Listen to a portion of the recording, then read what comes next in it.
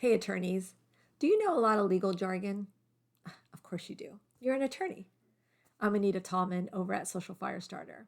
And there's nothing wrong with the fact that you use a lot of legalese, a lot of legal jargon when you talk to your clients.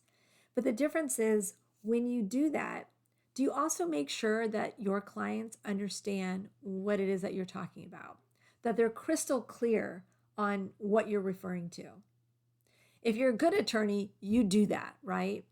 What do you think about the attorneys that use all this legal jargon and are basically purposely confusing a client and don't ever stop to make sure that that client knows what the attorney's talking about or is understanding what is even going on or what the conversation is about? What do you think about those attorneys? Okay, that's rhetorical. Now, apply that to digital marketing.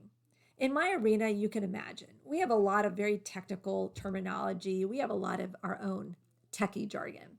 And yes, we use that. I use it daily when I talk to all my attorneys. But the difference is when you're talking to, let's say, an SEO company, and they start using technical terms with you that you clearly don't understand and they know you don't understand.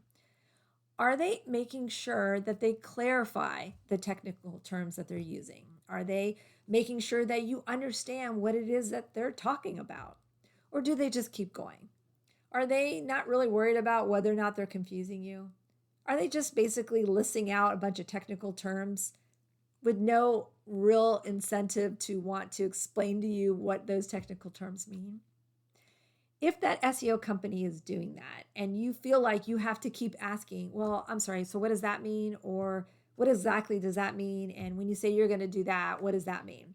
If you find yourself doing that with an SEO company, well, what does that tell you about that SEO company?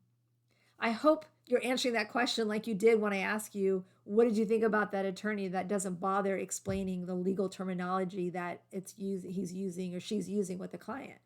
It's the same thing. And you got to think about it that way. A company that is going to use tech jargon and not really want to explain what it is that it's talking about or she's talking about, well, it says a lot. So I hope this is helpful. If you have questions for me, of course, ask them. I'll answer them. I'll use some technical jargon. I guarantee you that. But I'll also make sure you understand.